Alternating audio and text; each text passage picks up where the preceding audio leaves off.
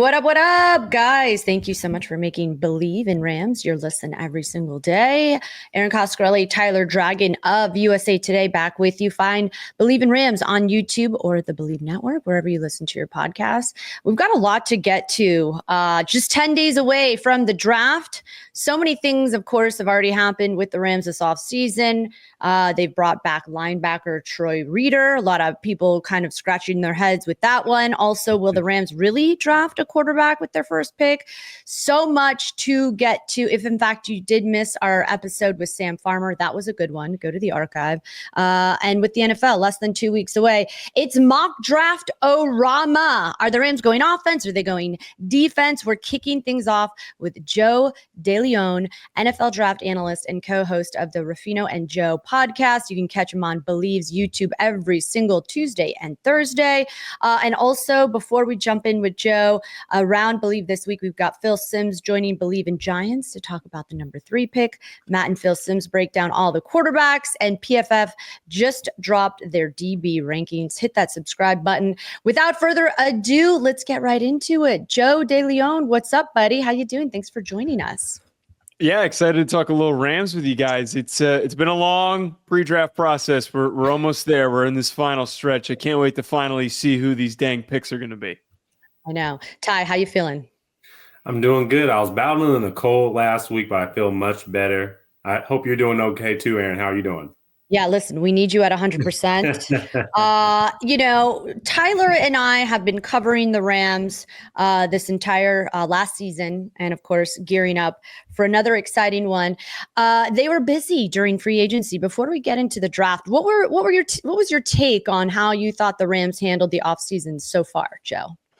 Well, I think the biggest move for them that was just so massive is that they not only moved on from Cooper Kupp and getting rid of his contract and trying to clear up a little bit of space, but with so much uncertainty on like what the direction there in the receiver room, in a way, they almost upgraded by bringing in Davante Adams. You now have a different style of receiver that I think is going to work really well in this offense, and I think is going to be a go-to option for Matthew Stafford. That to me was like the biggest boost of all of this, and it's setting up the Rams to have a nice, quality, well-rounded draft for them to make this final push, if you will, for the final few years of Matthew Stafford's career. And then the other part, of course, for the Rams offseason that they did a pretty good job of was making Matthew Stafford happy and keeping him and not trading him away. I was perplexed by that possibility of them getting rid of him because it would have been such an overhaul to try and reset and start over at quarterback with not many good options for them to turn to, especially in this draft class.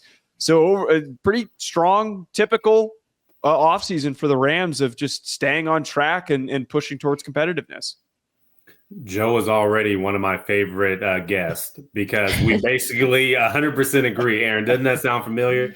I said Davante Adams was a huge signing, probably an upgrade from Cooper Kupp. I'll also add the addition of Poona Ford at defensive tackle. I think that's a good piece for the Rams defense, kind of bolster that defensive line. Overall, I think the Rams have done pretty well in free agency. I would still like to see them upgrade that linebacker spot. I think in multiple of my mock drafts, I have them addressing linebacker. Yes, I know they picked up a couple linebackers in free agency, but there's not a real difference maker, in my opinion. And they haven't had one really since Bobby Wagner walked out the door. An older Bobby Wagner, I might add.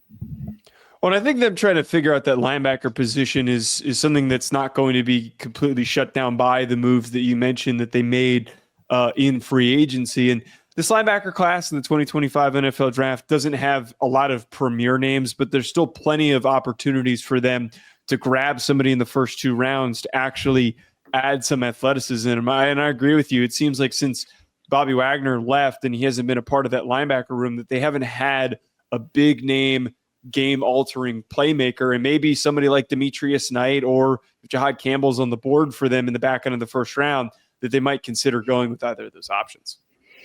Well, and I think that that's what's been the most interesting storyline Tyler and I have been trying to tackle this offseason and trying to navigate. We should have had some type of like a meditation sponsor, the Calm app, because it was nothing short of anxiety inducing, trying to figure out what the Rams were going to do this offseason. Like you were saying, Matthew Stafford potentially going to the Giants or wherever the rumors were suggesting. But I think one of the big things that has been hard for the Rams this season, particularly as Stafford is 37, he'll be 38 next February, is planning for the future.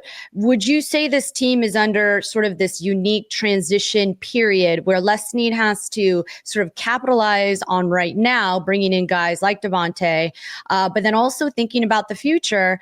And when you try to predict what Snead will do on draft day at that number 26 pick, some people like Mel Kiper just said, he thinks that they're going to go quarterback at that potential number 26 spot. What's your take on how you think the Rams are going to strategize with the draft in mind, and obviously keeping all your finger on the pulse with the future? Because, one of the things Tyler has said is he doesn't see a quarterback being drafted this year. There's a better draft class next year, in his opinion. But again, my argument with Ty, and we have a bet on it, actually, we made a wager that in my opinion, having a guy under the tutelage of Stafford, whether it's this year or next year, makes more sense this year because it just means more time under a guy that is likely to be a future Hall of Famer. Yeah, I think that I lean in the side of them not going quarterback, especially early, because of we just kind of laid this out here where Stafford's at the end of his 30s. He's only got so much time left. Their ability to reach Super Bowl, it lives off of how healthy Stafford is and how good he capably is for these final few years. So giving him as much around him as possible to maximize that, I think needs to be the priority, especially in a draft class that has not a lot of blue chip all pros, but a lot of like really good, competent, quality starters for teams. This is one of the few years where you can say that pick 20 is probably going to have the same grade as pick 65 for most teams on their boards. You can go so deep into the second round where there's just going to be a very similar bulk of prospects that are all of the same relative quality. The quarterback class, the problem is why I don't love the thought of, hey, what if we grab somebody later and he sits in the quarterback room? I just don't think there's really any options. I think that this class doesn't really present a prospect that has high upside that can sit and be developed and eventually take over. The only guy that I think that would actually fit their needs that they could maybe get in the second round or in the third round is Tyler Shuck from Louisville. He's an older player. He's 25 years old. He's been talked about as a maybe late first round guy. I don't think that's going to come to fruition, but he's got a big arm. He's an underrated athlete, similar skill set to what Stafford does and could be utilized in the same way in a couple of years. But outside of that, there's a lot of prospects in this class that are underwhelming. Will Howard was underwhelming for me. Riley Leonard was underwhelming for me. Quinn Ewers was incredibly underwhelming for me. So there's just not a lot of developmental sleeper players that maybe the Rams could turn to like we usually have in other years at the quarterback position. Hate to say it again, Joe, I agree with you. See, Erin, great minds think alike. Nah, in all seriousness, I do like your Tyler Shuck idea. I've seen a lot of mock drafts have him actually going as high as the late first round, certainly early second round, especially if teams maybe like the Browns or Giants pass on the quarterback in the first round and they have a pick at the top of the second round. I can see Tyler Shuck going to either of those teams. Another name that, I kicked around a little bit. I don't necessarily like the fit, but I think Jalen Milroe intrigues me. And I say this because I would love to see Sean McVay have his hands on a raw quarterback. However, a quarterback that has tremendous amount of athletic ability, potential, and a dual threat quarterback. I floated around an idea in like a fantasy draft that Sean McVay had a player like Jaden Daniels. Now, I'm not comparing the two, not saying that Milroe is Jaden Daniels, but that athletic ability, that ability to be able to run and scramble outside of the pocket, I think that can open up Sean McVay's playbook, and he could even expand his playbook if he had a quarterback of that caliber. Now, he could maybe find that in next year's draft or the year after that.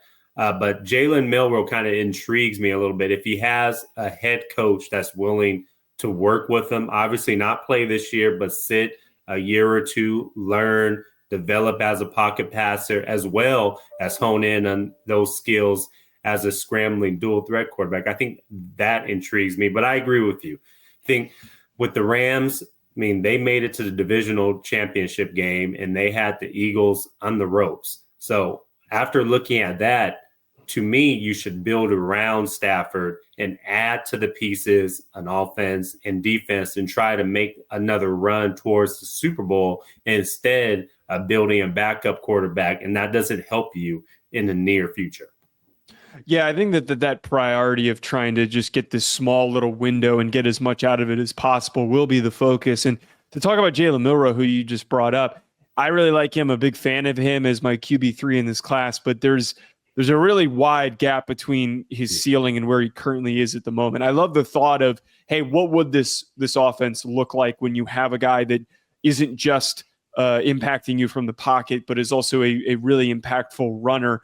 I think that there's a world where a smart offensive coordinator, offensive play caller like McVay could work him in like Jalen Hurts was worked in early on and into his career before he got comfortable enough to start. And then over periods of time, as he got better and better and the supporting cast was being built around him to play to his strengths, that was when the Eagles got to this point where they were able to win a Super Bowl. So this is maybe that similar path. We know that the NFL is, it's a copycat league. The Eagles just won the Super Bowl. So I'm sure that there are some teams looking at Jalen Milroe and why there's buzz around him to maybe even be a late first rounder, that someone is thinking, hey, maybe we can create our own version of a lead up and a takeover, our own version of Jalen Hurts.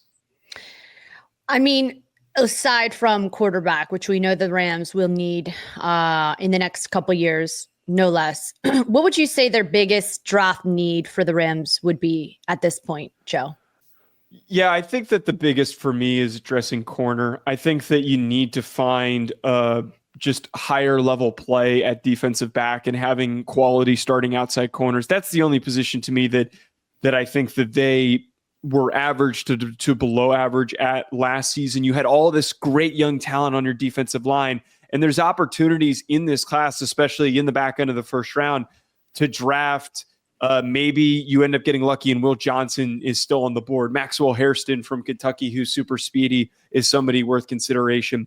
Then there's two guys also that could get brought up for that first round pick or in the second round that are banged up that I think will also be on the radar, that being Benjamin Morrison from Notre Dame, who's dealing with a shoulder hip injury in his past, and then Savion Ravel from ECU, who I think is one of the most gifted corner prospects I've ever watched. And I think he has the highest potential besides Travis Hunter in this class. But because of him coming off of the ACL, it is going to impact where he is picked. And also being an older prospect is going to impact where he's picked. But he is tall, he is long, he is fluid, and he could be a shutdown corner for the Rams in the near future. Yeah, a shutdown corner, they certainly need one. I did want to ask you, the Rams have done a really good job in the beginning of the rounds in drafting players like Jared Verse and then finding players that really not a lot of people have heard of. Puka Nacua comes to mind, high impact players later in the round. Are there any like draft sleepers that nobody's really talking about that we should keep an eye on, maybe fourth, fifth, or even sixth round? Yeah, I mean, there's really quality depth in this draft. I think that there's going to be a lot of guys that go on day 3, middle to end of day 3, that end up being impactful starters for teams, and just a couple to kind of rip off. One guy that I really like that the real draft nerds keep bringing up is Charles Grant from William & Mary, who's an interior offensive lineman who could also play tackle. He could play center. He could play guard. He could play anywhere. Super fluid, easy moving player who's got really light feet. He was originally a 270-pound tackle at William & Mary, but he bulked all the way up to 300 pounds. He needs to add just a little bit more strength. And if he does add some more power to his profile and improve his technique, he could be a Pro Bowl caliber offensive lineman in the NFL.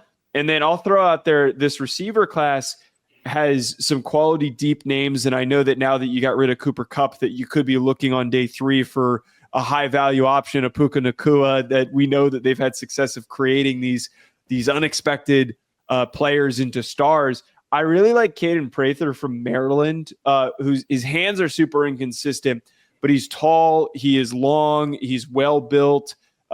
He's also just a really fluid mover who ran in the 4.4s at the NFL Combine that could get built into a quality option, third option in this offense.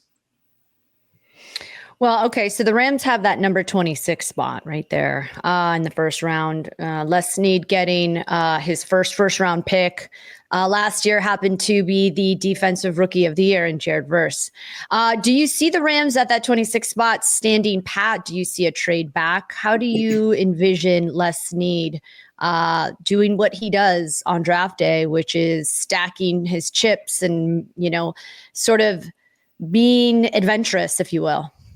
I think that this draft class, especially as we've already talked about, is the one to trade back if you're a team like the Rams, because there is so many quality options in the second and third round of guys that you're going to be able to draft that will go on to be starters for most teams. So I think a team like the Rams that are in this win now mode, that are in this position where they're trying to maximize everything and get quality older prospects that can contribute immediately and maybe just at the very least play at a high floor level, a team like the Rams trading back would be super impactful. And I know that we were having this little conversation about them maybe taking a quarterback, but if they're not totally sold with what's available to them at 26, allowing for somebody else to trade back in to go and draft Jalen Milroe or Jackson Dart or Tyler Shuck might benefit them instead of going down that rabbit hole of drafting a player who's not even going to contribute or start for them this year. So I think that trading back for a team specifically like the Rams in this specific draft class would pay significant dividends, because you're trying to hit that window in the next 2 years.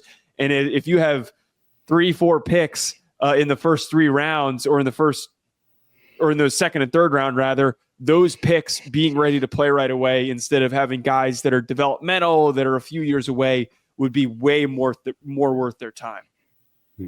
So you said this is a very deep class. Which are the strongest position groups in this year's class? Yeah, strongest position groups are defensive tackle, edge, and running back of all position groups. The edge class is comically deep. I have so many guys that are graded with a third round grade or better. I Bleav I've got 16, 15 guys that fit that description, which is impossible to come by.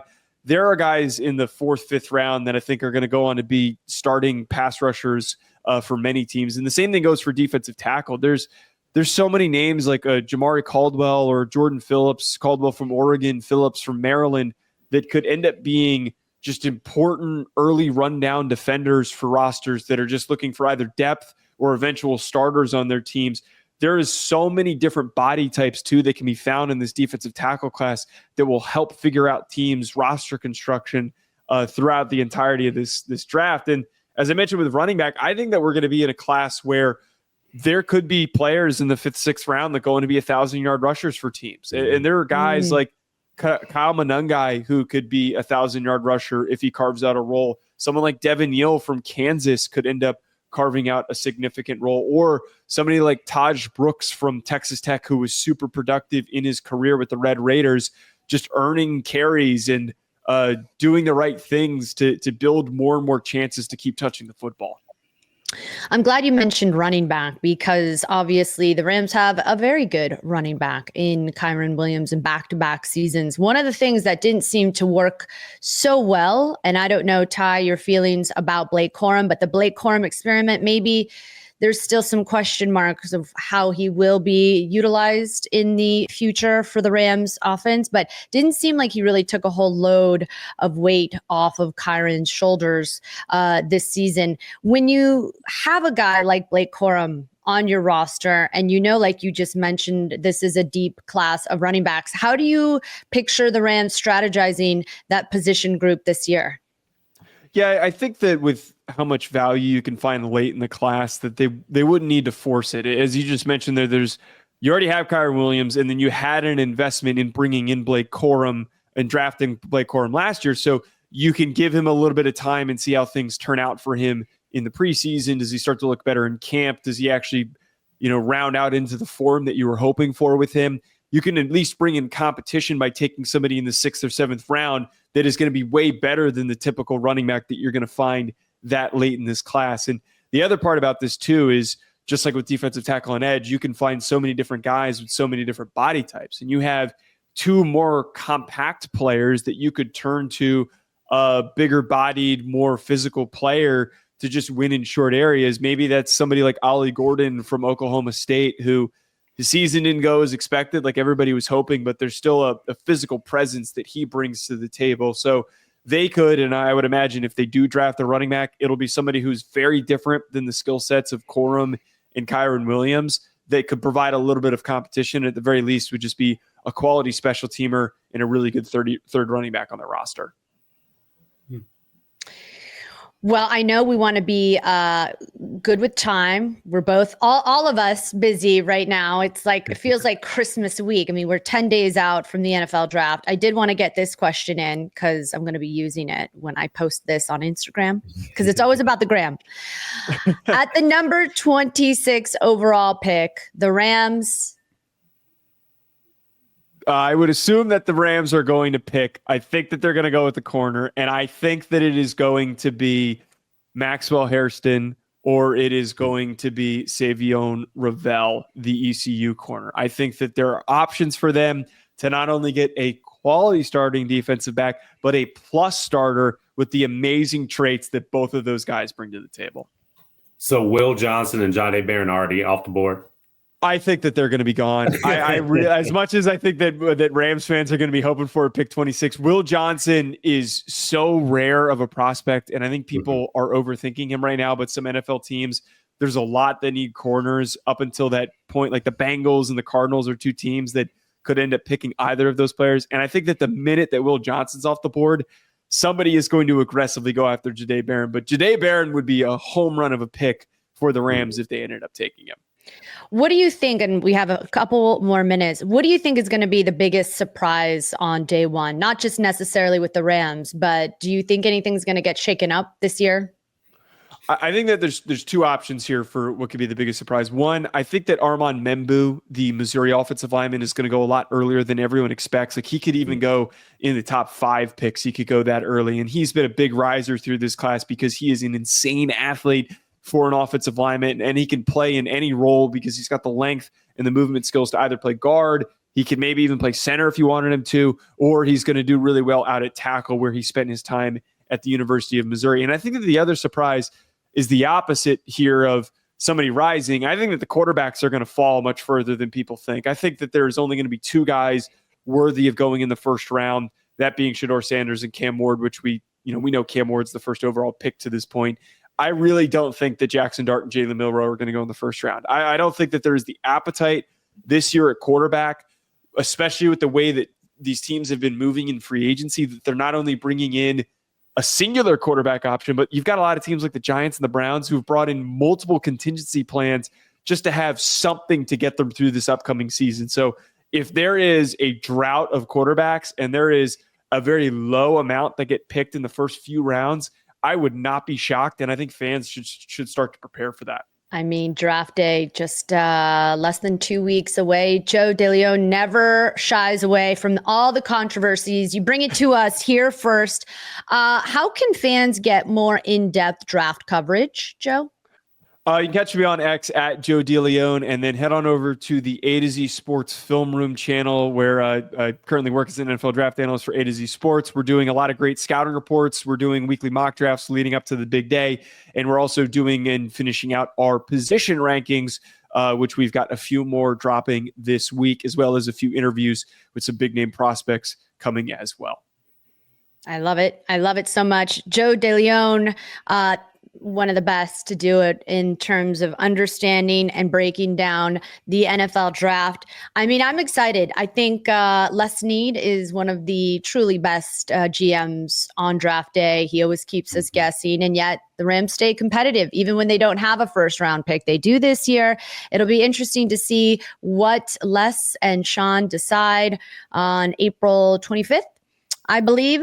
And that'll do it for us. What? Isn't it 24th? Is it the 24th? 24th. Yeah. 24th. It's also, I'm just terrible at math. Let's be honest. It's April 14th. I could have just done that right in my head. So, you guys, this was awesome. In fact, I would love to even just go back to Joe's predictions, which I'm sure most of them will hit, and we'll just run them and say, hey, you know what? Joe's pretty much an expert. All right, you guys. Well, thank you again for making the time. We know you're busy, Joe, but we hope to have you on maybe right after the draft if you have the time. Of course, this was a blast. Glad that we got to catch up, and I can't wait to talk after the draft finishes. That's right. Will it be a corner? Will it be a quarterback? Stay tuned to find out. For Bleav in Rams, I'm Erin Coscarelli, Tyler Dragon, Joe DeLeone. Thank you guys for listening. We will talk to you later.